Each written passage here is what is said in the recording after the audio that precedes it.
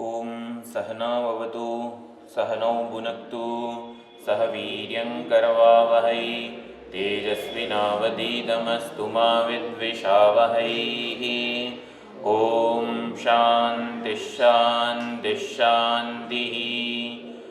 ओम गुरुर्ब्रह्मा गुरुर्विष्णुः गुरुर्देवो महेश्वरः गुरुः साक्षात् परं ब्रह्म तस्मै श्री गुरवे नमः।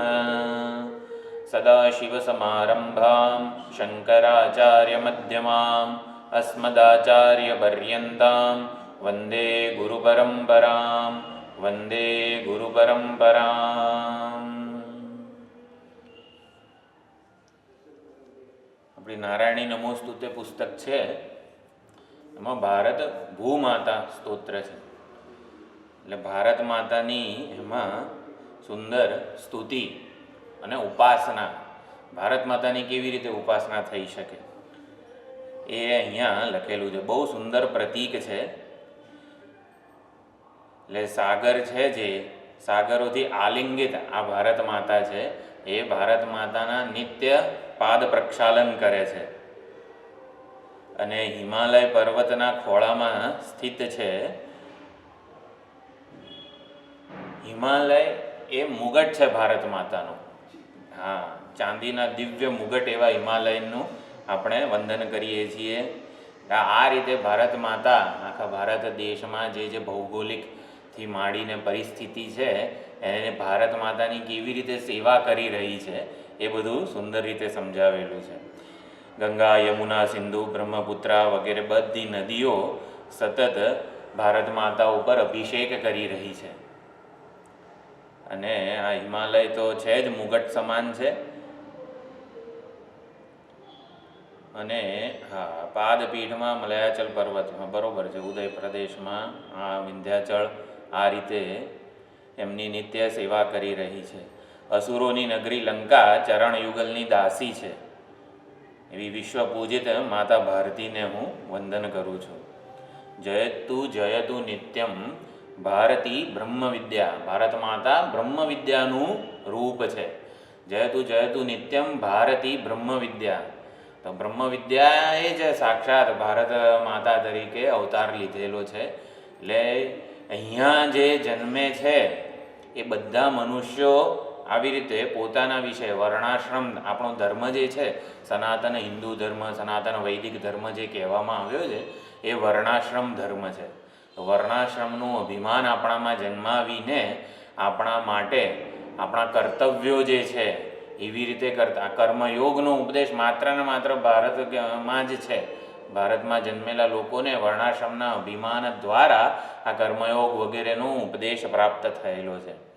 એટલે લોકદેવો પણ આવી રીતે પ્રાર્થના કરતા હોય છે કે અમને, એટલે આપણે વૈદિક કાળમાં તો ભારત ભૂમિને જ કર્મભૂમિ કહેવામાં આવતી હતી, કે જ્યાં આપણે કર્તવ્ય કર્મ કરીને પુણ્ય વગેરેનું ઉપાર્જન કરી શકીએ. ભારતેતર જે બધા પ્રદેશો હતા એ ભોગયોની છે. આવી રીતે કર્મયોની, આપણે કર્તવ્ય કર્મ કરીને પુણ્ય આપણી સદગતિ કરી શકીએ, આધ્યાત્મિક ઉન્નતિ કરી શકીએ એવી તક તો ખાલી ભારતમાં જ છે.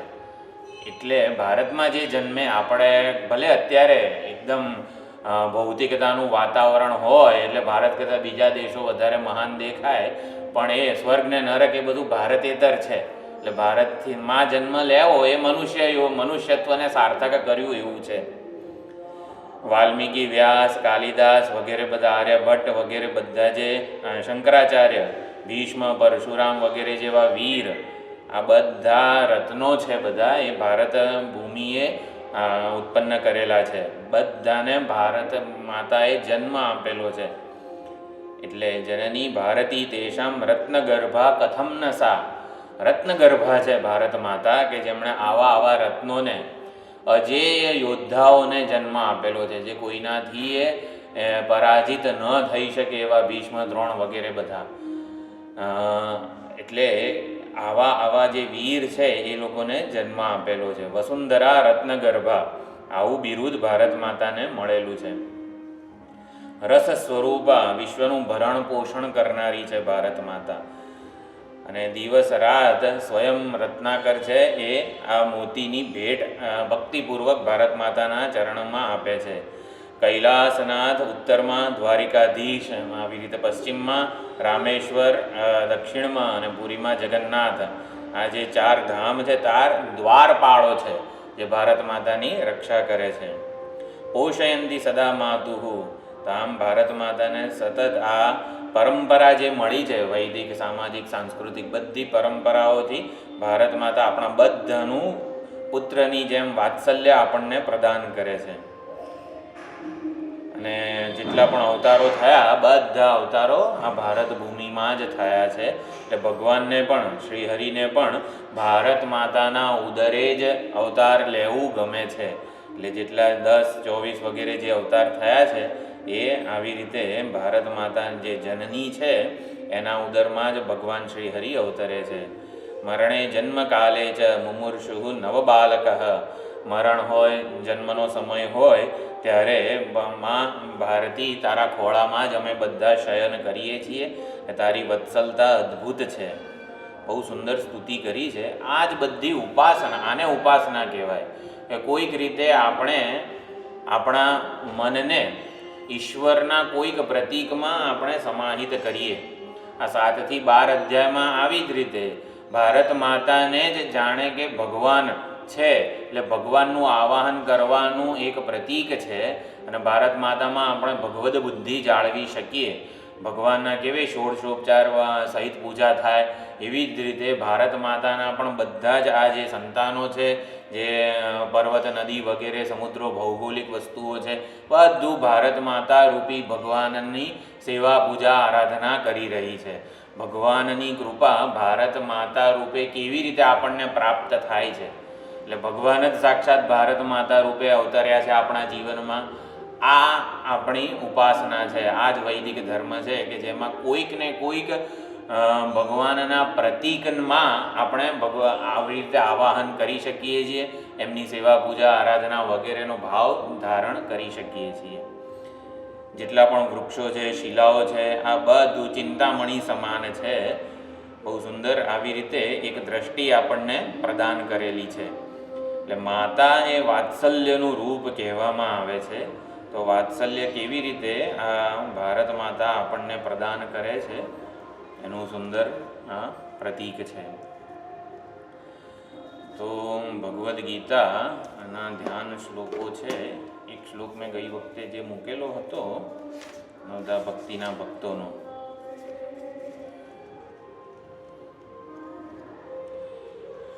શ્રી વિષ્ણુ સ્મરણે પરીક્ષિત ભવત, એટલે નવદા ભક્તિમાં જે ભક્તો છે એ બધાનું પણ એકવાર આપણે સ્મરણ કરવું જોઈએ. બધા ભક્તો જે તે ભક્તિમાં આદર્શ બની ગયા હતા. શ્રી વિષ્ણુ શ્રવણે પરીક્ષિત અભવત, તો પરીક્ષિત રાજા છે શ્રી વિષ્ણુની કથા શ્રવણમાં આદર્શ રૂપ થઈ ગયા, ઉદાહરણ રૂપ થઈ ગયા. વૈયાસકી કીર્તને, કીર્તન ભક્તિમાં શુકદેવજી, વૈયાસકી એટલે વેદવ્યાસજીના પુત્ર. તો કીર્તન ભક્તિ એટલે આમ કીર્તન કરવું, ભગવાનનું નામ સ્મરણ કર્યા કરવું એવું નથી. કીર્તન એટલે કીર્તિનું ગાન કરવું. ભગવાનની કીર્તિનું ગાન કરીએ અને એ ગાન દ્વારા બીજા બધાને શ્રવણનો લાભ આપીએ.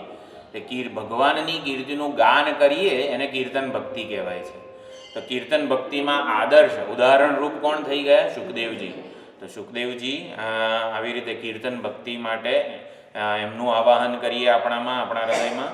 પ્રહલાદ સ્મરણ ભક્તિમાં શ્રી વિષ્ણુનું, હરિનું સ્મરણ કરવામાં આદર્શ રૂપ કોણ થઈ ગયા?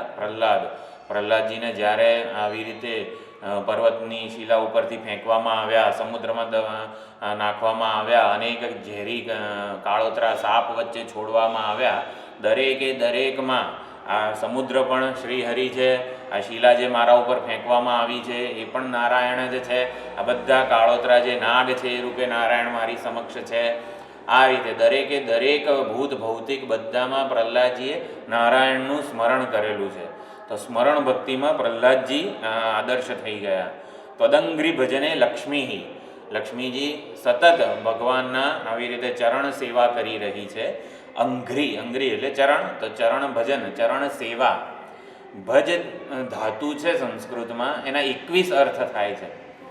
ભજ સેવાયામ, ભજ પ્રીતિ અનુરાગેશુ, એમ કરીને ભજ ધાતુના ઘણા બધા અર્થ છે. અખંડાનંદજી મહારાજે એક નારદ ભક્તિ સૂત્ર કે કોઈક એક બુકમાં બધું લખેલું છે. તો અંઘ્રી ભજન એટલે અંઘ્રી સેવા, તો સેવાનો જ્યારે ભાવ હોય ત્યારે આપણે લક્ષ્મીજીને યાદ કરવા પડે. પૃથુઃ પૂજને, પૃથુ રાજા થઈ ગયા. આ બધા નિષ્કામ જ્ઞાની ભક્તો છે. આ જેટલા નવધા ભક્તિના જે આ ભક્તો છે બધા જ્ઞાની ભક્તો છે. સનતકુમાર કહેવાય, નારદજી કહેવાય, આ બધા જ્ઞાની ભક્તો છે. પૃથુઃ પૂજને, પૂજન ભક્તિમાં પૃથુ રાજા આદર્શ થઈ ગયા. અક્રૂરઃ તુ અભિવંદને, વંદન ભક્તિ, નમસ્કાર વગેરે જે કરીએ છીએ વંદન ભક્તિ, એમાં અક્રૂરજી આદર્શ ઉદાહરણરૂપ થઈ ગયા. કપિપતિ દાસ્યે, દાસ્ય ભક્તિ, દાસ્ય ભક્તિ સંપ્રદાયમાં જે દાસ્ય હોવું એને બહુ જ મહત્ત્વ આપવામાં આવે છે. હું તમારો દીન ભક્ત છું, દીન ભક્ત છું, દૈન્ય ઉપર પણ ખાસ ભાર મૂકવામાં આવે છે. દાસ્ય ભક્તિ, દૈન્ય ભક્તિ વગેરેમાં.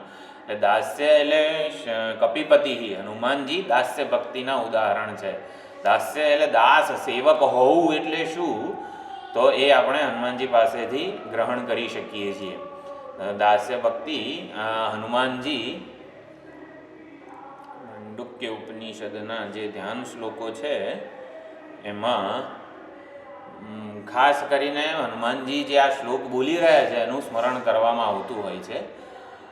દેહ બુદ્ધ્યા તુ દાસોહમ, જીવ બુદ્ધ્યા ત્વદંશક, બ્રહ્મ બુદ્ધ્યા ત્વમેવાહમ ઇતિ મે નિશ્ચલામતિ. દેહ બુદ્ધ્યા તુ દાસોહમ, ભગવાન શ્રી રામચંદ્રજીને હનુમાનજી કહે છે કે ભગવાન આ દેહની, દેહરૂપી ઉપાધિને ના સંદર્ભમાં આ દેહને ધ્યાનમાં રાખીએ તો હું તમારો દાસ છું.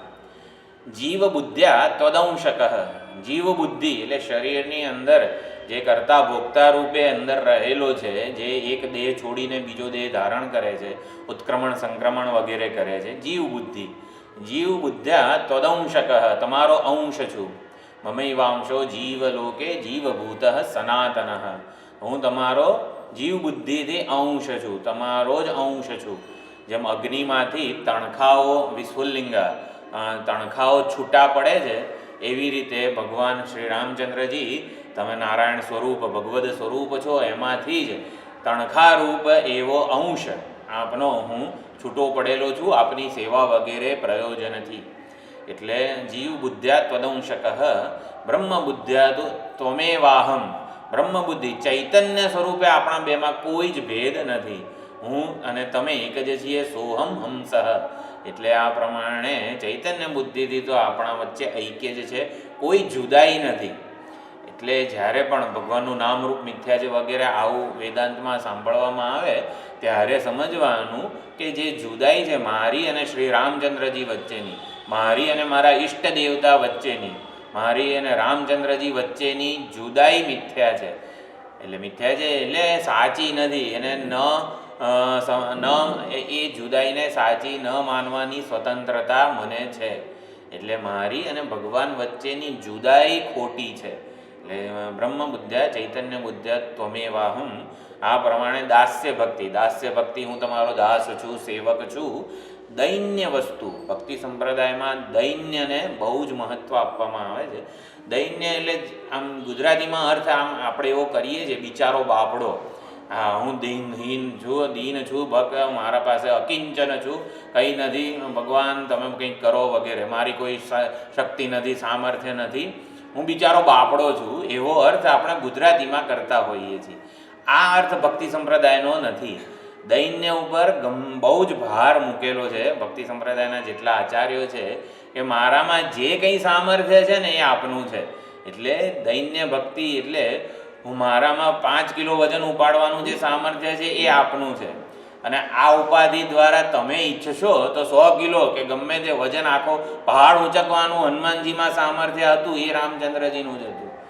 અને ગમે તે એટલે આ ઉપાધિ દ્વારા ભલે અલ્પ કે મહાન જે કંઈ પણ સામર્થ્ય પ્રગટ થઈ રહ્યું છે ને ભગવાન તમારું છે.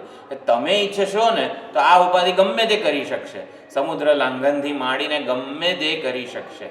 અને આવા જન્મ આટલા વીર ને આટલા શક્તિશાળી હતા, ભરતજીના બાણથી ઘાયલ પણ થઈ ગયા હતા.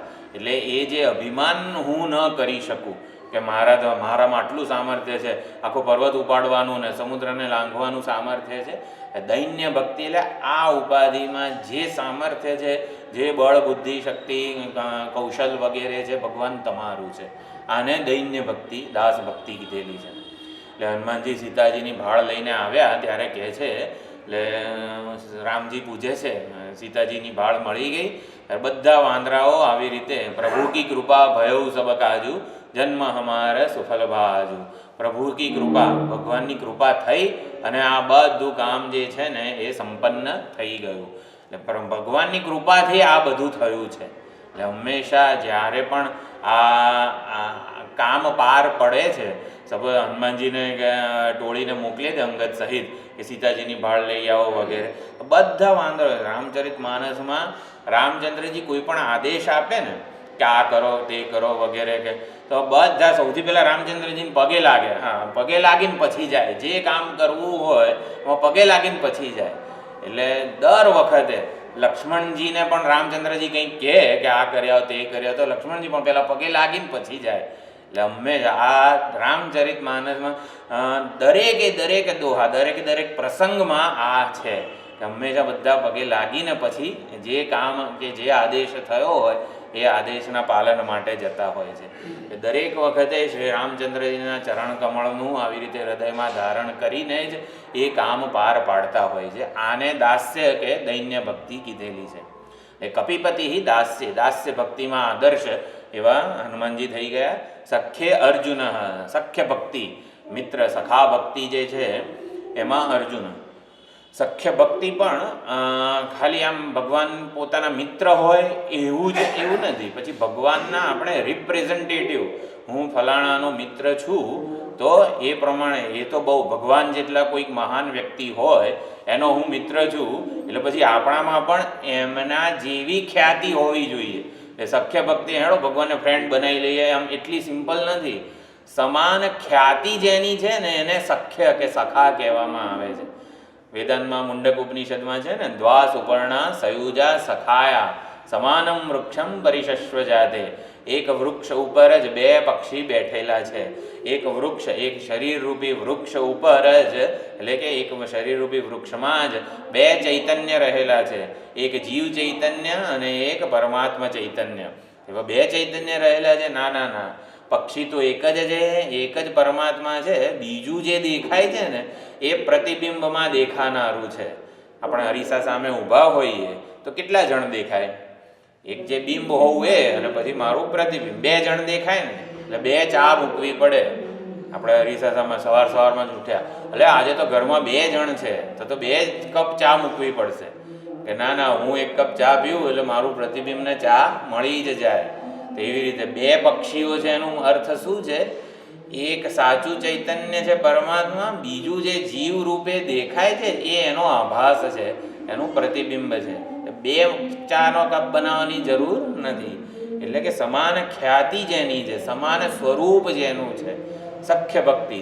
તો અર્જુન પણ જે છે નર નારાયણનું સ્વરૂપ વગેરે કહેવામાં આવ્યા છે.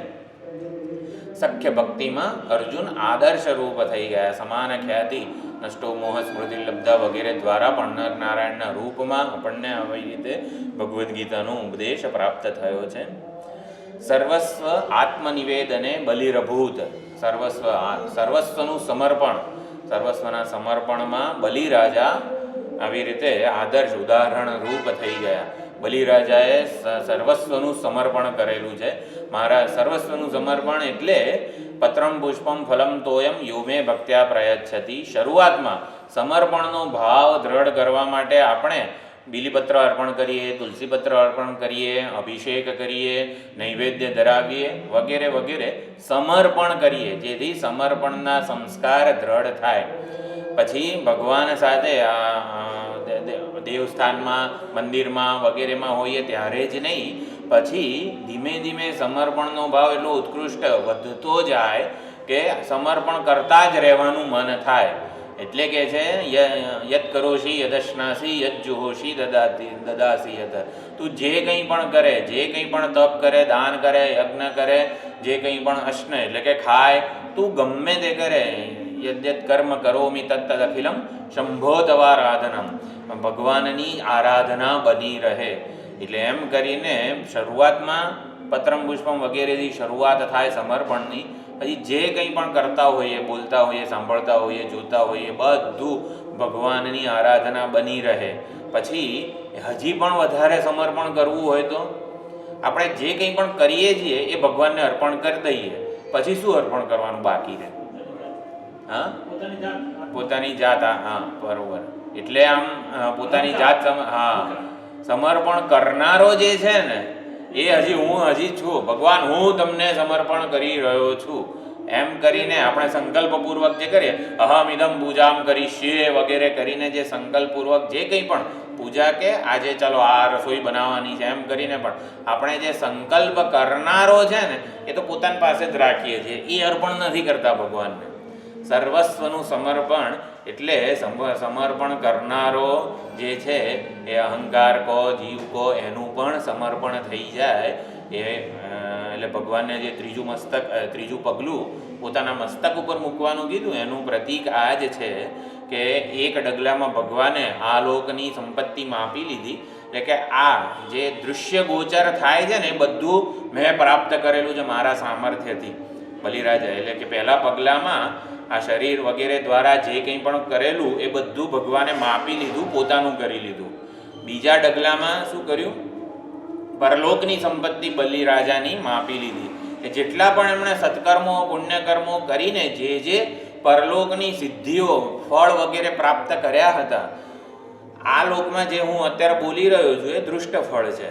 પરંતુ આ સત્સંગ વગેરે દ્વારા કંઈક સુંદર વિચાર પાછું પ્રદાન થાય છે.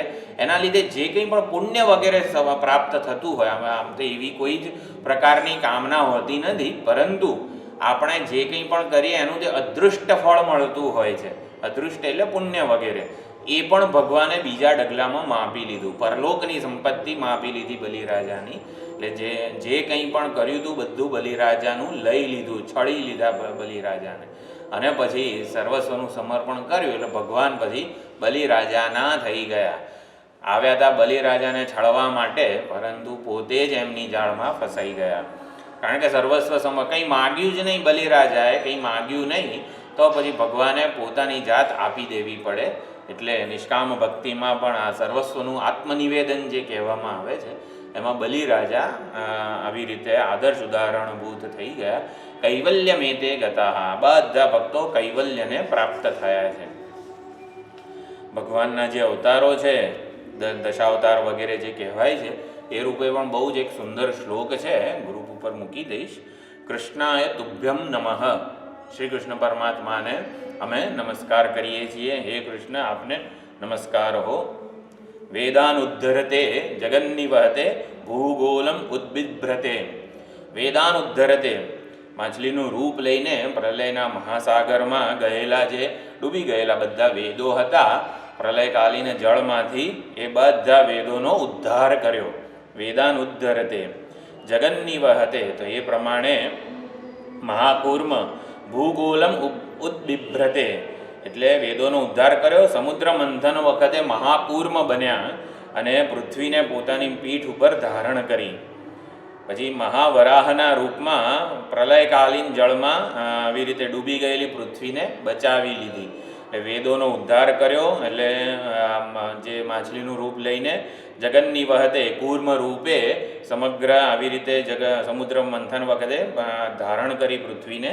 અને મહાવરાહના રૂપમાં જે ડૂબી ગઈ હતી પૃથ્વી, એ ભૂગોલમ ઉદ્બિભ્રતે, વરાહનું રૂપ લઈને એનો પણ ઉદ્ધાર કર્યો. દૈત્યાન દારયતે, દૈત્ય એટલે હિરણ્યકશિપુ વગેરે જે છે એમનો નૃસિંહના રૂપમાં હિરણ્યકશિપુ વગેરે રાક્ષસોનું આવી રીતે દમન કર્યું. દારયતે બલિમ છલયતે, વામન રૂપે અવતાર લઈને બલિરાજાને છળકપટથી આવી રીતે છેતર્યા. ક્ષત્રક્ષયમ કુર્વતે, ક્ષત્રિયોનો સંહાર કર્યો 21 વખત પરશુરામનો અવતાર લઈને. ક્ષત્રિયો ઉદ્દંડ જે ક્ષત્રિયો હતા એ બધાનો વધ કર્યો પરશુરામના રૂપે. પૌલસ્ત્યમ જયતે, પુલસ્ત કુળમાં જે રાવણ જન્મ્યો હતો, પૌલસ્ત્યમ એટલે કે પુલસ્તીનો પૌત્ર એવો રાવણ ઉપર વિજય પ્રાપ્ત કર્યો. શ્રીરામના રૂપે મહાબલી રાવણ ઉપર વિજય પ્રાપ્ત કર્યો. હલમ કલયતે, હળ શ્રી બલરામજીના રૂપમાં હળને શસ્ત્ર તરીકે ધારણ કર્યું. કારુણ્યમ આતન્વતે, બુદ્ધના રૂપમાં કરુણાનો ઉપદેશ આપીને કરુણાનો વિસ્તાર કર્યો. મ્લેચ્છાન મૂર્છયતે, મ્લેચ્છ બધા જે હતા એ લોકોને હવે કલ્કીના રૂપમાં મૂર્છિત કરશે. તો મ્લેચ્છોને મૂર્છિત કરશે. દશાકૃતિ કૃતે, તો એ પ્રમાણે દશાવતાર ધારણ કરનાર શ્રી કૃષ્ણને અમે નમસ્કાર કરીએ છીએ. 10 જે અવતારો છે એનું સુંદર આ રીતે સ્મરણ કરવામાં આવેલું છે. વેદાનુદ્ધરતે જગન્નિવતે, બધી ચતુર્થી વિભક્તિ છે. કૃષ્ણાય તુભ્યમ નમઃ. તો આવી રીતે સુંદર ભગવાનનું સ્મરણ કરીએ. નવધા ભક્તિ દ્વારા જે ભક્તો થઈ ગયા એમનું પણ સ્મરણ આપણે કર્યું.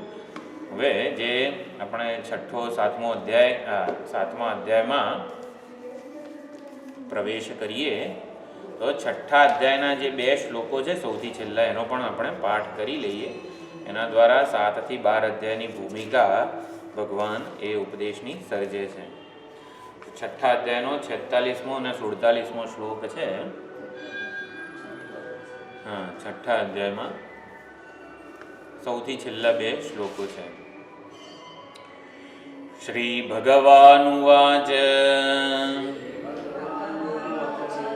તપસ્વિભ્યોધિકો યોગી જ્ઞાનિભ્યોऽપि મતોऽધિકઃ કર્મિભ્યશ્ચાધિકો યોગી તસ્માદ્યોગી ભવાર્જુન યોગિનામપિ સર્વેષાં મદ્ગતેનાંતરાત્મના શ્રદ્ધાવાન ભજતે યો મામ સમે યુક્તતમો મતઃ. તસ્માદ યોગી ભવાર્જુન, એ અર્જુન તું યોગી બન. યોગી એટલે યોગ સાધનાના અનુષ્ઠાન દ્વારા તું તારા મનને, બુદ્ધિને, સમગ્ર વ્યક્તિત્વને મારામાં સમાહિત કરવાનો, મારામાં જોડવાનો પ્રયત્ન કર. આપણે જ્યારે ભગવાનમાં આપણા મનને સ્થિર કરવાનો પ્રયત્ન કરતા હોઈએ છીએ, વ્યવહાર કરતા હોઈએ, ત્યારે વ્યવહાર દ્વારા, વ્યવહાર પોતે ભગવદ પ્રાપ્તિનું સાધન બને કર્મયોગ વગેરેની સમજથી. એ વ્યવહાર કરતો હોય ત્યારે પણ તું મારી સાથે જોડાયેલો રહે. અને થોડો સમય એવો પણ હોય જીવનમાં કે જ્યારે વ્યવહારથી ઉપરામ થઈને આપણે આપણા મન બુદ્ધિને પરમાત્મામાં પરોવવાનો પ્રયત્ન કરતા હોઈએ. કોઈ પણ ભગવાનની વિભૂતિઓનું સ્મરણ કરીએ, ભગવાનના મહિમાનું સ્મરણ કરીએ, ભગવાનના લીલા અવતારોનું સ્મરણ કરીએ, ભક્તોનું સ્મરણ કરીએ, ભક્તિનું સ્મરણ કરીએ. તો આ પ્રમાણે યોગી ભવાર્જુન, તું કોઈક રીતે મારામાં સમાહિત ચિત્તવાળો થા, એટલે મારી સાથે જોડાઈ જા, મારામાં જોડાવાનો પ્રયત્ન કર. તો ભગવાન યોગી કઈ રીતે થવું? મને કોઈક આદર્શ આપો તમે કે આ ફલાણા આદર્શ યોગી છે, તો એ પ્રમાણે એ આદર્શ જેવી રીતે આપના સાથે જોડાયા હોય એ ઉદાહરણ લઈને હું આવી રીતે યોગી બનવાનો પ્રયત્ન કરું. યોગી નામ અપી સર્વેષાં મદ્ગતેનાંતરાત. શ્રેષ્ઠ યોગી કોણ છે? સમે યુક્તતમો મતઃ. તો શ્રેષ્ઠ યોગી એ જ છે બધા જ યોગીઓમાં જે મદ્ગતેના અંતરાત્મના, જે પોતાનો અંતરાત્મા એટલે કે હૃદયપૂર્વક મારી સાથે જોડાયેલો છે, જે બધી લાગણીઓને મારી સાથે જોડે છે. જેટલી પણ લાગણી આપણા મનમાં જન્મે છે, કામ, ક્રોધ, રાગ, દ્વેષ, જેટલી પણ, એટલે નેગેટિવ અને પોઝિટિવ બધી જ જેટલી પણ છે એ બધી વૃત્તિઓને ભગવાન સાથે જોડે છે. ગુસ્સો પણ ભગવાનને ખબર નથી પડતી, આનો એમ કરીને ક્રોધ પણ ભગવાન સાથે કરે છે. કોઈક વ્યક્તિને સાથે ક્રોધપૂર્વક જોડાય છે એવું નથી. યશોદા માતા પણ ગુસ્સે થઈને ભગવાનને આવી રીતે દોરડાથી બાંધવાનો પ્રયત્ન કરતા હતા. એટલે ગમે તે આપણા મનના દરેકે દરેક ભાવોને કઈ રીતે ભગવાન સાથે જોડવા, એટલે કે જે મદગતેના અંતરાત્મના છે એ શ્રેષ્ઠ યોગી છે. શ્રદ્ધાવાન ભજતે યો મામ, અને શ્રદ્ધાપૂર્વક જે મારું ભજન કરે છે, મદગતેના અંતરાત્મના, એ શ્રેષ્ઠ યોગી છે.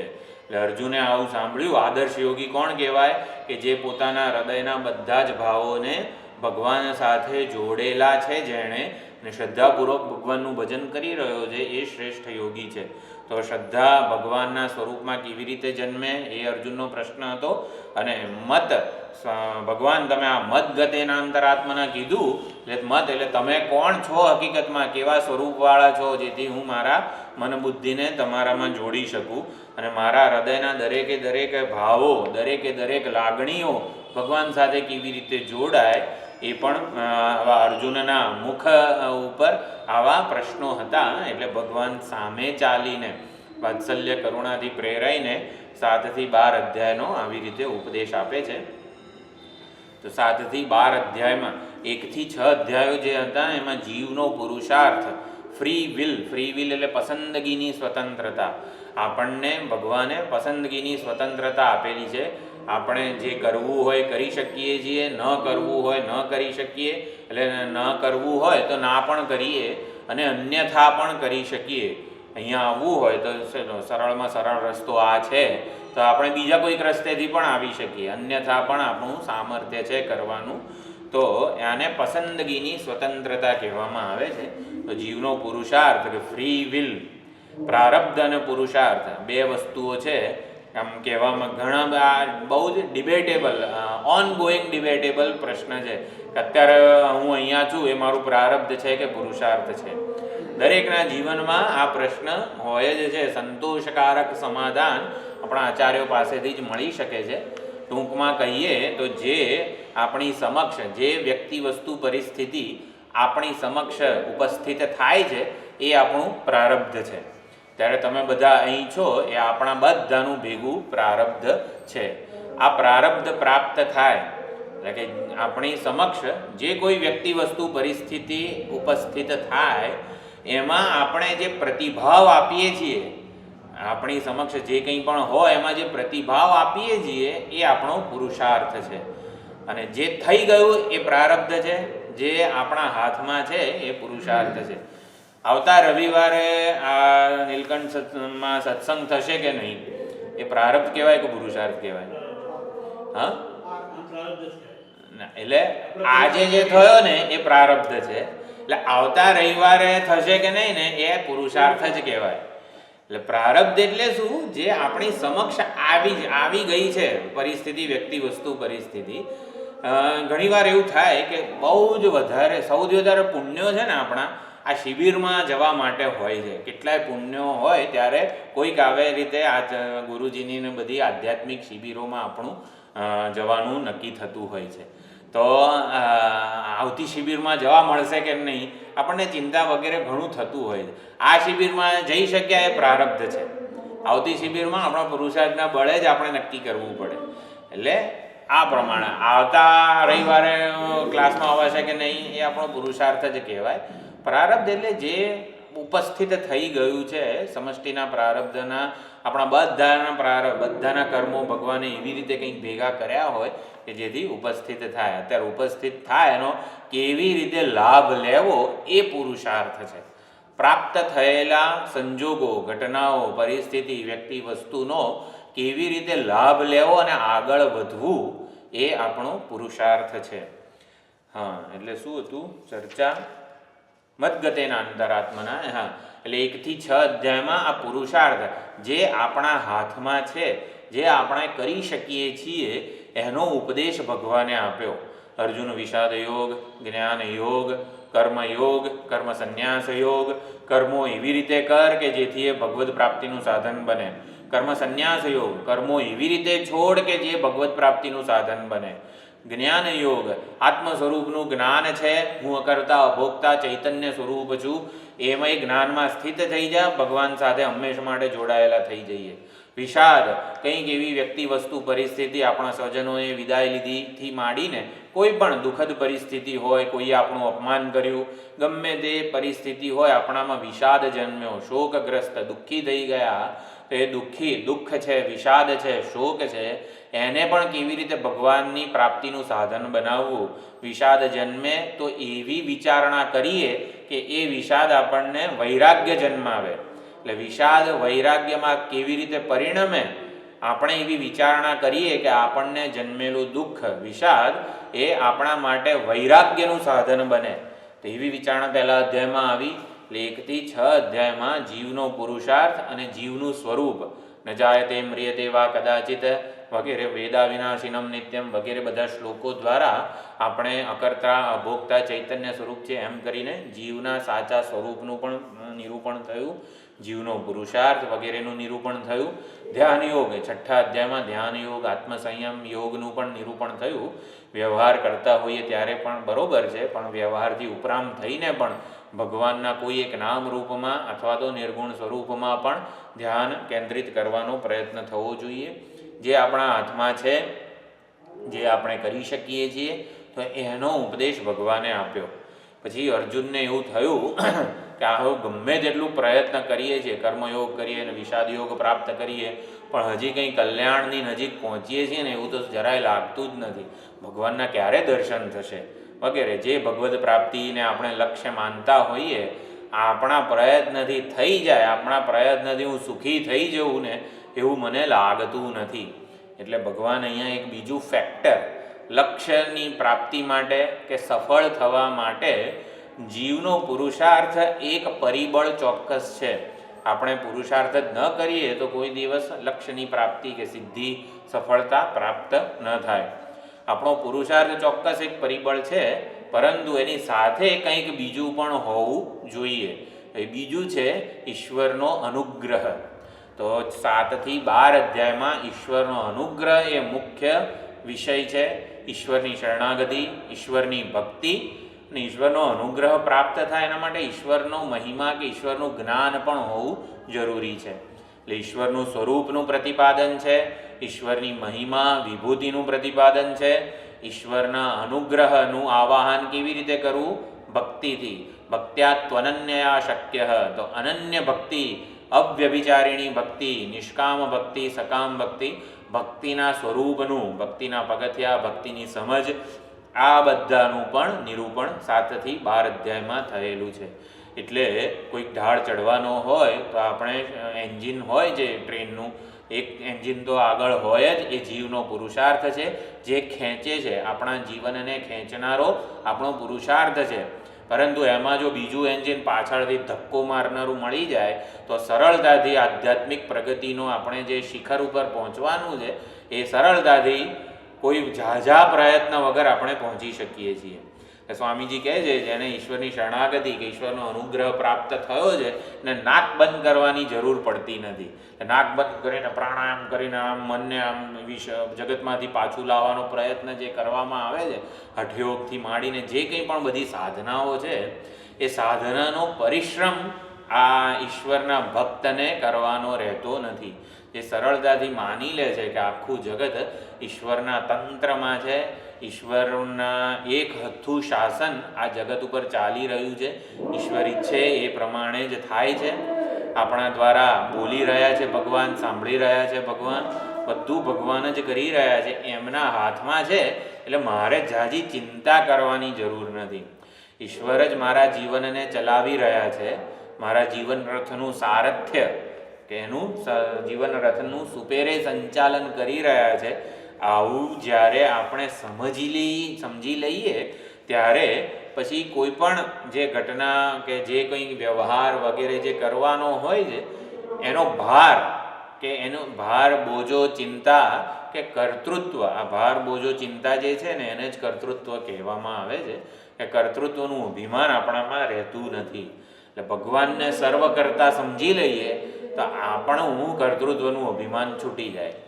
એટલે હું અકર્તા છું, હું અકર્તા ચૈતન્ય સ્વરૂપ છું. એ જ્ઞાન તો શાસ્ત્રના શ્રવણથી થાય ત્યારે થાય, પરંતુ ભગવાનને સર્વ કરતા સમજી લઈએ, કર્માધ્યક્ષ કર્મફળ દાતા સમજી લઈએ, તો આપણે આ કર્તૃત્વનું જે ઝેર આપણને ચડેલું છે ને એમાંથી સરળતાથી મુક્ત થઈ જઈ શકીએ છીએ. એટલે 7 થી 12 અધ્યાયમાં એવું સમજવાનું છે, ભગવાન સર્વ કરતા છે, એ જ કરી રહ્યો છે અને એ જ ફળ ભોગવી રહ્યો છે. ભગવાન બધું કરી રહ્યો છે, પણ જો ને આ દુઃખ તો મને આવ્યું એટલે દુઃખ હું ભોગવું છું અને ભગવાન બધું કરે છે, એવું નથી. ભગવાન જ દુઃખ ભોગવી રહ્યો છે આપણા દ્વારા અને ભગવાન જ સુખ પ્રાપ્ત કરી રહ્યો છે આપણા દ્વારા. સુખ દુઃખનો ભોગતા પણ એ જ છે. સુખ દુઃખ અને પુણ્ય પાપ કર્મો વગેરે જે કંઈ પણ થઈ રહ્યું છે ને આ ઉપાધિ દ્વારા, એ પણ ભગવાન જ છે. આવી કંઈક વાત આ 7 થી 12 અધ્યાયમાં છે. મૂળ તો ઈશ્વરનું સ્વરૂપ, ઈશ્વરનો અનુગ્રહ અને ઈશ્વરની શરણાગતિ, આ 3 મુખ્ય વિષયો છે. તો 7મા અધ્યાયના પહેલો શ્લોક આપણે વાંચીએ. મદગતેના અંતરાત્મના કેવી રીતે થવાય, ભગવાનમાં શ્રદ્ધા રાખીને ભગવાનનું ભજન કેવી રીતે થાય, આ 2 પ્રશ્નો હતા અર્જુન અને મુખમુદ્રા ઉપર. એટલે ભગવાને આગળ ઉપદેશ શરૂ કર્યો છે. તો 7મો અધ્યાય આપણે પહેલો શ્લોક છે એ બોલી દઈએ. ઓમ શ્રી પરમાત્મને નમઃ. અથ સપ્તમોऽધ્યાયઃ. શ્રી ભગવાનુવાચ. મય્યાસક્તમનાઃ પાર્થ યોગં યુञ्जन्मदाश्रयः असंशयं समग्रं मां यथा જ્ઞાસ્યસि તચ્છૃણુ. ભગવાન અહીંયા 3 શરત કહે છે. મયી આસક્ત મનાહા, તો મારામાં આસક્ત મનવાળો થા. યોગમ યુંજન, યોગ સાધનાનું અનુષ્ઠાન કર. કોઈ પણ યોગ તો હંમેશા કોઈક એક યોગના સાધન સાથે જોડાયેલો હોવો જોઈએ. વિષાદ યોગ, કર્મયોગ, જ્ઞાન યોગ, કર્મ સંન્યાસ યોગ, જે કોઈ પણ ભક્તિ યોગ વગેરે. એટલે યોગપૂર્વકનું, યોગના સાધન સાથે જોડાયેલું તારું જીવન વ્યવહાર હોવો જોઈએ. મદ આશ્રય, અને ત્રીજી શરત છે મદ આશ્રય, તું મારા આશ્રય રહીને યોગ સાધના વગેરે કરતો હોવો જોઈએ. આવું હશે એટલે મયી આસક્ત મનાહા, યોગમ યુંજન અને મદ આશ્રય, આ 3 શરતો પૂરી થાય તો અસંશયમ સમગ્રમ મામ યથા જ્ઞાસ્યસી તચ્છૃણુ, તું સમગ્રપણે મને જાણી લઈશ, સમગ્રપણે મને ઓળખી લઈશ, કોઈ પ્રકારનો સંશય તને નહીં રહે. સમગ્રતયા ભગવાનના સ્વરૂપને ઓળખી લેવામાં આવે છે આ 3 શરતો પૂરી થાય તો. તો મયી આસક્ત મનાહા, ભગવાન સાથે લાગણીપૂર્વક જોડાવાનું છે, ભગવાનમાં મન પરોવવું, ભગવાન માટે આસક્તિ એટલે આકર્ષણ આપણને હોવું એવું કેવી રીતે શક્ય બને, તો એ આ મયી આસક્ત મનાહા પાર્થ દ્વારા સમજવાનું છે. શ્રેષ્ઠ યોગી એને કહેવાય કે જે ભગવાન સાથે લાગણીપૂર્વક જોડાયેલો છે. એટલે મયી આસક્ત મનાહા, ભગવાન સાથે જોડાયેલો હોય એ કર્મ કરતી વખતે, વ્યવહાર કરતી વખતે જે અજ્ઞાની વગેરે સામાન્ય પ્રાકૃતજનો છે એની કર્મફળમાં આસક્તિ હોય છે, ફળમાં એ આસક્ત હોય છે. પરંતુ કર્મફળ દાતા ફળમાં આસક્ત હોય એના કરતાં બુદ્ધિશાળી એને કહેવાય કે જે કર્મફળ આપનારો છે એમાં આસક્ત ના રહીએ. કર્મ કરતી વખતે, વ્યવહાર કરતી વખતે સામાન્ય પ્રાકૃતજનો કર્મના ફળમાં આસક્તિ ધરાવતા હોય છે, પરંતુ યોગી કે ભક્ત કોને કહેવાય કે જે કર્મફળ દાતા છે એવા ઈશ્વર સાથે જે આસક્ત છે. એ ગમે તે કરતા હોઈએ, આપણું મન જે છે એ ભગવાનને જ મુખ્ય લક્ષ્ય, આપણે કોઈ પણ કર્મ કરતા હોઈએ છે એના માટે કર્મનું ફળ પ્રાપ્ત કરવા માટે જ કરતા હોઈએ છીએ. તો ફળ શું છે? તો ભગવાનની પ્રસન્નતા કે ભગવાનની પ્રાપ્તિ એ આપણા જીવનનું લક્ષ્ય હોય તો કર્મફળની આસક્તિ છૂટી જાય. ભગવાનની પ્રાપ્તિ થશે તો કોઈ કર્મફળની જરૂર રહેશે નહીં. એટલે આને એવી રીતે સમજી શકાય, ભગવાનને જ આપણું લક્ષ્ય કે પ્રાપ્તવ્ય સમજવું એટલે શું. અહીંથી પ્રયાગરાજ વગેરે ક્યાંય પણ આપણે જવું હોય, ટ્રેન બુક કરી હોય તો લગભગ તો આપણે પાણી છે, જે કંઈ પણ જરૂરિયાતની વસ્તુઓ છે, પ્રયાગરાજ પહોંચીએ અને ત્યાં વગેરે રહીએ ત્યાં સુધીમાં જે મુસાફરી દરમિયાન જે વસ્તુઓની જરૂર છે, પાણી છે, ખોરાક છે વગેરે, લગભગ તો ઘરેથી સાથે લઈને જ નીકળતા હોઈએ છીએ, જેથી કોઈ સ્ટેશન ઉપર આપણે ઉતરવું ના પડે. અને ઉતરવું પડે તો પણ વચ્ચેનું કોઈક સ્ટેશન હોય તો એ સ્ટેશન પર ઉતરીએ તો પણ એટલા બધા દૂર ના જઈએ એ સ્ટેશનમાં જે તે વસ્તુ લેવા માટે કે ટ્રેન ઉપડી જાય. બહુ તો થોડીક નજીક જઈએ, કંઈક સ્ટોલમાં ચા વગેરે કંઈક પીવું હોય તો એ પ્રમાણે. એટલે ટ્રેન ઊભી રહી હોય ને ત્યારે પણ બહુ દૂર ના જઈએ, જરૂર પૂરતું, જરૂર પડે તો જ ઉતરીએ, જરૂર પૂરતું જ દૂર જઈએ. તો આપણી જે આ યાત્રા છે ભગવદ પ્રાપ્તિની, એમાં જે વચ્ચે સ્ટેશન આવે છે, જે કોઈ પણ સ્ટેશન એટલે કે જ્યાં આપણી ટ્રેન ઊભી રહે, એટલે ભગવદ પ્રાપ્તિ રૂપી લક્ષ્યમાં વચ્ચે ટ્રેન ઊભી રહે આપણી યાત્રા, આપણો જીવન રથ જે છે એ વચ્ચે અમુક આંતરે સ્ટેશનો આવતા હોય છે. આપણે આ ભણ્યા, ડિગ્રી વગેરે ધારણ કરી, પછી નોકરી વગેરે કરીએ, લગ્ન વિવાહ વગેરે જે જીવન આપણે શરૂ થતું હોય, એમાં પુત્ર પૌત્ર જે જવાબદારીઓ આપણા ઉપર આવતી હોય છે, દરેક એક વચ્ચેના સ્ટેશન જેવું છે. વિવાહ થયા એટલે સ્ટેશન ઉપર ઉતર્યા, ક્યાંક નોકરી મળી એટલે એકાદા સ્ટેશન ઉપર ઉતર્યા. એટલે પછી શું, નોકરી કરી એટલે ભગવાનને ભૂલી જવાનું, આપણે ત્યાં પ્રયાગરાજ જવું છે ને ભૂલી જવાનું. વિવાહ થયા એટલે બસ જય શ્રી કૃષ્ણ ભગવાન, એવું નહીં. એટલે તરત પાછું આપણે મુસાફરી કરવાની છે. ઉતરવું હોય તો ઉતરવાની છૂટ છે, પણ પાછી વિસલ વાગે એટલે ભગવાન સંદેશો મોકલે, અલા હું છું તારા જીવનમાં, મને ભૂલી ના જઈશ તું. રામ આત્મા રામ સ્વરૂપે જ વિરાજમાન છે, અને એટલા માટે જ એ વચ્ચે છે ને આપણે ભૂલી ગઈએ ને આત્મા રામને, ત્યારે વચ્ચે આપણને કંઈક ચિહ્નો કે સંદેશાઓ મોકલે છે, એટલે હું તારા જીવનનું લક્ષ્ય છું, મને પ્રાપ્ત, મને ભૂલી ના જઈ શકું. એ આત્મારામ સંદેશાઓ મોકલે છે જુદા, કંઈક દુઃખ આવે, કંઈક આપણું ધાર્યું ના થાય ત્યારે આપણને સંદેશો મોકલે છે કે જો તારા જીવનનું સંચાલન હું કરી રહ્યો છું, તું ધારે એ પ્રમાણે તારું જીવન ચાલતું નથી. કંઈક ને કંઈક જીવનમાં અમુક અણધારી પરિસ્થિતિ આવે, અને અણધારી નહીં પણ સાદી સિમ્પલ જે પણ પરિસ્થિતિ હોય, વાળ ધોળા થઈ ગયા, આત્મારામે સંદેશો મોકલ્યો છે, હવે તો ભજન કર. વૃદ્ધાવસ્થા સંદેશો છે ભગવાનનો કે હવે ભગવાનના ભજનનો સમય થઈ ગયો છે, હવે બીજે બધે સંસારમાં રખડવાનો સમય નથી, કોઈક વ્યક્તિ વગેરે વસ્તુમાં આકર્ષણ રાખવાનું નથી. મહી આસક્ત મનાહ થાય એ સંદેશો મોકલી રહ્યા છે ભગવાન. એટલે મહી આસક્ત મનાહ એટલે ભગવાન સાથે આસક્તિ હોવી. આસક્તિ એટલે કે આકર્ષણ અથવા તો ભગવાન માટે પ્રેમ હોવો, ભગવાન સાથે લાગણીપૂર્વક જોડાઈ જવું જોઈએ. લાગણીપૂર્વક એકવાર ભગવાન સાથે જોડાઈ ગયા પછી બીજા કોઈ લાગણીના ટેકાની જરૂર રહેશે નહીં. હકીકતમાં તો ભગવાને આ જગત સાથે આપણો છે ને લાગણીપૂર્વકનો સંબંધ છે. એટલે આપણી બધી લાગણીઓ જે છે હૃદયની, એ આ જગત સાથે જોડાયેલી છે. એટલે લાગણી પૂર્વકના સંબંધો જગતમાં સ્થાપવા માટે ભગવાને જગત બનાવ્યું જ નથી.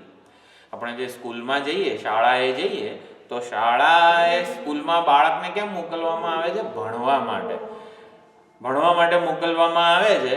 પણ સ્કૂલના ટીચર સાથે, કોઈક શિક્ષક બહુ સારા હોય તો એમની સાથે, કે પોતાના મિત્ર વર્તુળમાં બધા જે વિદ્યાર્થીઓ હોય એકબીજા સાથે જોડાતા હોય, ફ્રેન્ડશિપ વગેરે માટે નથી કંઈ આ સ્કૂલ, કંઈક ભણવા માટે છે. એમાં જગત છે ને એ ભગવાનની નિશાળ છે. તો નિશાળમાં આપણે બધા સાથે લાગણીપૂર્વક નથી જોડાવાનું. લાગણીપૂર્વક એટલે આ નિશાળમાંથી શીખવાનું છે. એટલે જગત સાથે લાગણીપૂર્વક જોડાવાનું નથી. આપણી બધી લાગણીઓ તો આપણે ભગવાનમાંથી જ પૂરી થાય એવી છે. જગતમાંથી આપણી એક પણ લાગણી પૂર્ણતયા પૂરી થાય એવી છે જ નહીં. કારણ કે ભગવાને જગત એવું બનાવ્યું જ નથી કે આપણી બધી જ લાગણીઓ જગતમાંથી સંતોષાય. કારણ કે જગત એ તો નિશાળ છે. નિશાળમાં ભણવા જવાનું હોય, નિશાળમાં નાસ્તો કરવા માટે ના જવાનું હોય, નિશાળમાં ભણવાનું મહત્ત્વ છે. તો આ પ્રમાણે ગમે તે કરીએ ત્યારે આપણું લક્ષ્ય આ પરમાત્માની પ્રાપ્તિ છે એ યાદ રહેવું જોઈએ. એટલે મયી આસક્ત મનાહ, ભગવાન સાથે લાગણીપૂર્વક જ જોડાવાનું છે. અને ભગવાન સાથે લાગણીપૂર્વક જોડાવવું એટલે ભગવાન તરફ ખેંચાણ હોવું, ભગવાન તરફ આકર્ષણ હોવું. એટલે આસક્તિ હોવી એટલે આકર્ષણ હોવું. જેમ દારૂડિયાને દારૂ માટે કેવું આકર્ષણ હોય છે, એ નવરો પડે ને ત્યારે એનું જ ચિંતન કરતો હોય. એમાં આપણે નવરા પડીએ ને ત્યારે ભગવાનનું ચિંતન યાદ આવવું. ભલે આપણે વ્યવહારમાં પ્રવૃત્ત હોઈએ, આપણું જે કંઈ નોકરી ધંધોથી માંડીને જે કંઈ પણ કર્તવ્ય હોય એ તો પૂરેપૂરી નિષ્ઠાપૂર્વક જ કરીએ છીએ, એ દ્વારા ભગવાનની જ સેવા થઈ રહી છે. પરંતુ કર્તવ્યો ન કરતા હોઈએ, નવરા પડ્યા ત્યારે કોનું ચિંતન કરીએ છીએ? એ ભગવાનનું થવું જોઈએ. એમાં મનનું ખેંચાણ હોવું જોઈએ. એ મન એ તરફ ઢળી જવું જોઈએ ભગવાન તરફ. એટલે એવું હશે, ભગવાન તરફ ખેંચાયેલું હશે ને તો કોઈ દિવસ આ ભગવાન તરફ ખેંચાયેલા મનને કંટાળો વગેરે આવે નહીં. એટલે કંટાળો ત્યારે જ આવે ને જ્યારે આપણે લાગણીપૂર્વક જોડાયેલા ન હોઈએ. ભગવાનનું જપ ધ્યાન વગેરે કંઈ પણ કરતા હોઈએ ભગવત સેવા, એમાં કંટાળો ત્યારે ના આવે જ્યારે આપણે લાગણીપૂર્વક જોડાયેલા હોઈએ. થાક ના લાગે. જેના માટે પ્રેમ હોય, અત્યંત આકર્ષણ હોય હૃદયથી, એના માટે ગમે તે કરીએ ને આપણે, એમાં થાક નથી લાગતો હતો. માને પોતાના દીકરા માટે ગમે ત્યારે રાત્રે મોડે પણ રસોઈ વગેરે કંઈ બનાવવાની હોય તો થાક નથી લાગતો. એટલે મન કે જેની સાથે લાગણીપૂર્વક જોડાયેલું હોય એની સેવા વગેરે કરવામાં થાક ના લાગે, કંટાળો ના આવે. અને એ કરતા હોઈએ ને ત્યારે બીજું આપણને વહાલું ના લાગે કે આ આપણે ચલો ગમે તે ઘરનું કામ કરતા હોઈએ છીએ પણ આપણું મન બીજે તરફ કે ઓલું વધારે સારું હતું એવું પણ થતું હોય છે. એવું પણ ના થાય. અને પૂરેપૂરું આપણે કથા શ્રવણથી માંડીને જે કંઈ પણ ભગવાનનો સત્સંગ વગેરે કરી રહ્યા હોઈએ એમાં જ આપણું મન પૂરેપૂરું જોડાયેલું રહે છે. એ બધું યાદ પણ રહે કદાચ આપણને, જે વિચાર ભાથું આપવામાં આવે છે, અને એનું અનુસંધાન કરવાનું વારંવાર મન પણ થાય. એટલે મહી આસક્ત મના, ભગવાનમાં આસક્તિ હોય તો વારંવાર આ વિચારોને વાગોળવા ગમે. સત્સંગમાં જે કંઈ પણ વિચાર ભાથું આપવામાં આવે છે એ વિચારોને વાગોળવાનું મન થાય આપણને. એટલા માટે ભગવાન સાથે જોડાવાનું અત્યંત અગત્યનું છે. અને સત્સંગ દ્વારા જે વિચારો આપવામાં આવે છે એ વિચારો જીવનમાં ઉતારવાનું મન થાય આપણને. એને વાગોળવાનું મન થાય, એને જીવનમાં ઉતારવાનું પણ મન થાય. એટલે મહી એટલે મહી આસક્ત મનાહા, એટલે જે પૂર્ણ પુરુષોત્તમ ભગવાન જે છે એમાં આસક્ત, એનું જ આકર્ષણ હોય આપણને, એને જ આપણે જીવન પ્રાપ્તિ, આપણા જીવનનું લક્ષ્ય માનીએ, એ ખૂબ જ અગત્યનું છે. પછી યોગમ યુંજન, આ બીજી શરત ભગવાને મૂકેલી છે. એટલે યોગમ યુંજન એટલે યોગનું અનુષ્ઠાન કરનારો, યોગનું અનુષ્ઠાન કરતો કરતો. આ યુંજન વર્તમાન કૃદંત છે, એટલે કે કરતો કરતો, ચાલુ જ, આમ બેસી નથી રહ્યો, એમ કશું કરતો નથી એવું નથી. પરંતુ ભગવદ પ્રાપ્તિના જે સાધનો આ ભગવદ્ ગીતામાં શાસ્ત્રમાં કહેલા છે, કોઈ પણ ક્ષણે એ કોઈક એક સાધન સાથે જોડાયેલો હોય, કોઈક એક સાધનનું અનુષ્ઠાન એ કરી રહેલો હોય. એટલે જ્ઞાન યોગ, શ્રવણ મનન નિધિધ્યાસન, કર્મયોગ, જે કંઈ પણ વ્યવહારમાં કર્તવ્યો છે એ પણ ઈશ્વરની પ્રસન્નતા, ઈશ્વરની આજ્ઞા સમજીને, ઈશ્વરની પ્રીત્યર્થે વગેરે પ્રસાદ બુદ્ધિની ભાવના જાળવીને. એટલે આ રીતે યોગમ યુંજન એટલે ભગવદ પ્રાપ્તિના સાધનો સાથે એ હંમેશા જોડાયેલો હોય, એ સાધનાનું અનુષ્ઠાન કરનારો હોય. અને મદ આશ્રય એટલે ભગવાનનો જ આશરો, ભગવાનનો જ ભરોસો એને જીવનમાં હોય. આશ્રય હોય એટલે ભગવાનના આશ્રય રહીને એ કોઈ પણ યોગ સાધના કરી રહેલો હોય. યોગ સાધના એટલે આમ આંખો બંધ કરીને જ બધું ભગવાનનું ચિંતન કરવું એવું નથી. યોગ સાધના એટલે 1 થી 6 અધ્યાયમાં કહેલા કોઈ પણ યોગ, કર્મયોગ, વિષાદ યોગથી માંડીને ગમે તે, એટલે યોગ સાધનાનું અનુષ્ઠાન કઈ રીતે કરતો હોય? પોતાના બળ બુદ્ધિ કે કર્તૃત્વના અભિમાનના આશ્રય નહીં, અહંકારનો આશ્રય અને ભગવાનનો આશ્રય, આ 2 આશ્રય જીવનમાં છે. આપણે જે કંઈ પણ કરી રહ્યા છીએ એ 2 વેદી છે. સ્વામીજી એવું કહે છે, આપણા જીવનમાં 2 યજ્ઞની જે વેદી છે એ 2 છે. એક અહંકાર રૂપી વેદી છે, એમાં આપણે આપણા કર્તવ્યોનું સમર્પણ કરીએ છીએ. અહંકારની વેદીમાં કરીએ સમર્પણ, એટલે હું આ કરું છું, મેં આ કર્યું, મારા લીધે આ થયું, એમ કરીને જે કર્મ કરતા હોઈએ, બોલી રહ્યો છું, સાંભળી રહ્યો છું, એટલે એમાં અભિમાન હોય એટલે એનો હું માલિક હોઉં. અહંકારપૂર્વક કોઈ પણ કર્મ કરવું એટલે શું? એ કર્મનો હું માલિક છું, એ કર્મનો યશ લેનાર હું છું. આ મેં કર્યું એટલે એના દ્વારા જે યશ પ્રાપ્ત થાય એ યશ મારો છે, બીજા કોઈનો નથી. આ કામ મેં કર્યું તો એનો યશ મને મળવો જોઈએ. યશ હું બીજાને આપું ને એવું વળી ક્યાંથી ચાલે? આ કર્યું તો બીજાએ છે આવું આપણે બોલી પણ ના શકીએ, જાણે કે આ તો વાત છે ખાલી. એટલે યશ હું લેવા માગું છું. એટલે અહંકારપૂર્વક કર્મ કરવું એટલે શું? એ કર્મ જે થયું ને એનો યશ, એનો માલિક હું છું, એનો ભોગતા હું છું, માલિક છું, યશ લેનાર છું. તો આપણે આ યશ છે ને એ ભગવાનને બનાવવાના છે. એટલે કે ભગવાનને આ યશ મળવો જોઈએ. અનયા પૂજયા શ્રી પરમેશ્વર પ્રિયતામ ન મમ. કોઈ પણ પૂજા વગેરે યજ્ઞ વગેરે થાય તો આપણે આ બોલતા હોઈએ છીએ કે આના દ્વારા ઈશ્વર પ્રસન્ન થાવ. ન મમ, આ મારા સંતોષ માટે નથી, મારી ઉન્નતિ માટે નથી, તો ભગવાન પ્રસન્ન થશે એટલે મારું બધું થવાનું જ છે કામ. એટલે આના દ્વારા ઈશ્વર પ્રસન્ન થાવ. ઈશ્વર એના માલિક છે. આ જે કર્મ થયું, હું જે બોલી રહ્યો છું એના માલિક ઈશ્વર છે. હું જે બોલી રહ્યો છું એનું ફળ ઈશ્વરને મળવું જોઈએ, એની જવાબદારી ઈશ્વરની છે. આપણે બધો જે ફળનો માલિકી ભાવ વગેરે છે એ ભગવાનને સમર્પિત કરીએ.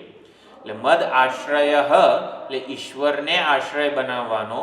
ઈશ્વરને આશ્રય બનાવવાનો એટલે ઈશ્વરને યશ પ્રદાન કરવાનો, ઈશ્વરને માલિક સમજવાના આપણા જીવનના. ભગવાનનો ભરોસો આપણા જીવનમાં હોવો જોઈએ. ભગવાનનો ભરોસો હોય તો બીજા એક પણ ભરોસાની, લાગણીના ટેકા વગેરેની જરૂર રહેશે નહીં. એટલે હમણાં મને જે કંઈ પણ કર્મ કરું છું એનું ફળ ભગવાન દ્વારા જ મને પ્રાપ્ત થવાનું છે. કોઈ સેવક હોય એ શેઠની સેવા કરતો હોય તો શેઠ એને પગાર આપે છે એવું નથી, શેઠ દ્વારા ભગવાન પગાર આપે છે. એટલે આપણે પણ આવી રીતે જે નોકરી ધંધો વગેરે કરતા હોય એમાં આ વસ્તુને ધ્યાનમાં રાખવાની છે. ભગવાન યોગ્ય અને હિતકારી, યોગ્ય સ્થળે યોગ્ય સમયે આપણે એ ફળનો પૂરેપૂરો કે સારો ઉપયોગ કરી શકીશું એ રીતે ભગવાન ફળ આપશે.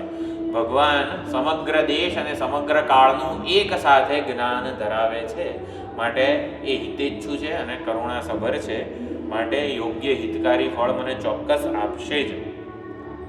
એટલે આ વસ્તુઓ મદાશ્રય વગેરે જે છે, 3 શરતો, એ ઈશ્વરનું આવાહન કરનારી વસ્તુઓ છે. ઈશ્વરના અનુગ્રહનું આવાહન કરનારી વસ્તુ છે. એટલે જે પાછલું એન્જિન જે હતું ને એ આ 3 શરતો આપણા માટે પૂરી કરી આપે છે.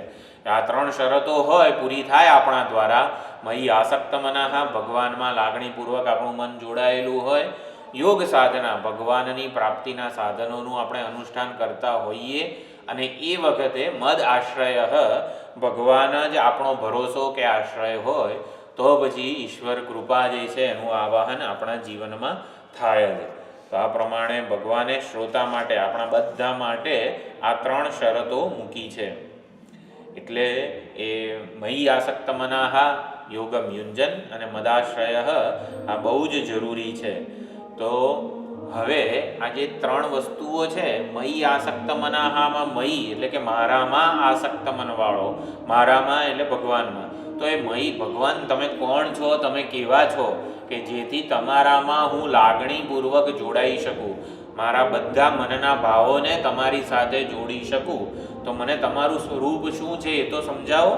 અને મદ આશ્રય, એમાં પણ જે મારા આશ્રય છે, ભગવાનના આશ્રય છે, એટલે મયી મત વગેરે છે એના દ્વારા ભગવાન તમે કોણ છો એ તો સમજાવો મને, તમારું સ્વરૂપ કેવું છે એ તો સમજાવો મને, કે જેથી હું હંમેશા મારા લાગણીના ભાવોથી માંડીને તમારો જ ભરોસો મારા જીવનમાં હોય, તો એના વિશે મને સમજાવો.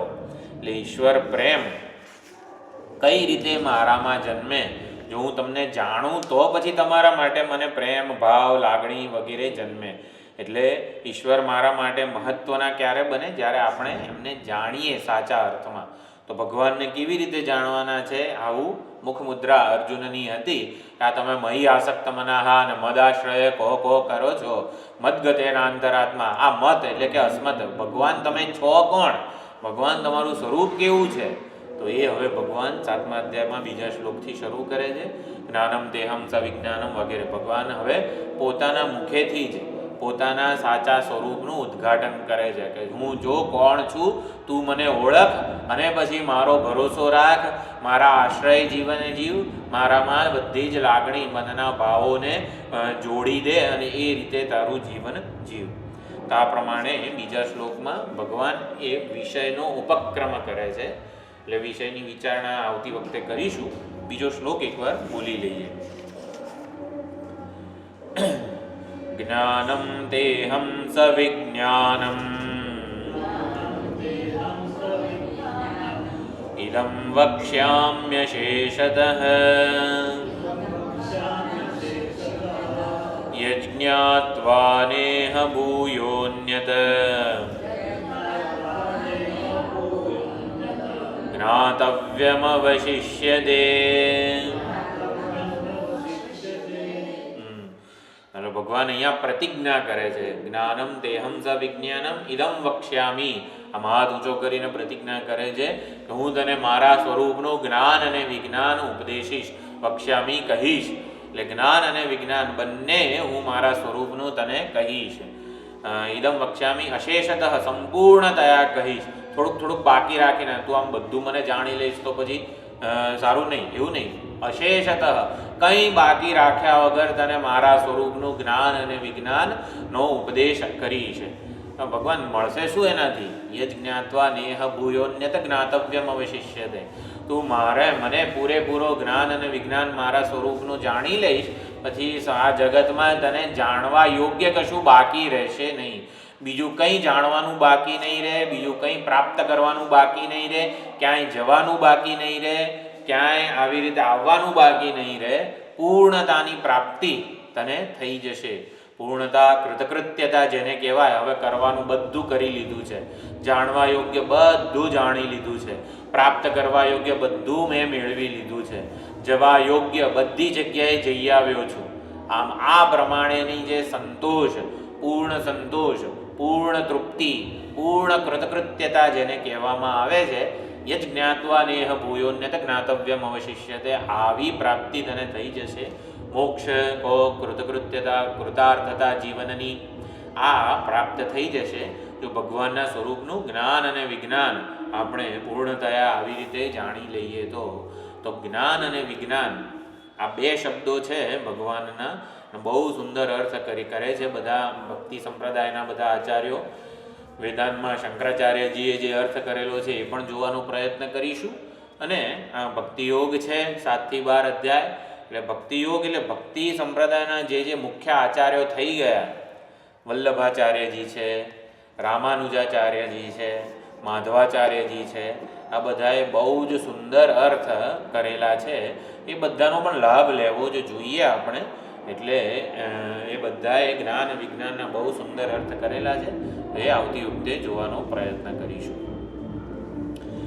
ઓમ પૂર્ણમદઃ પૂર્ણમિદં પૂર્ણાત પૂર્ણમુદચ્યતે પૂર્ણસ્ય પૂર્ણમાદાય પૂર્ણમેવાવશિષ્યતે. ઓમ શાંતિ શાંતિ શાંતિ. હરિ ઓમ. શ્રી ગુરુભ્યો નમઃ. હરિ ઓમ.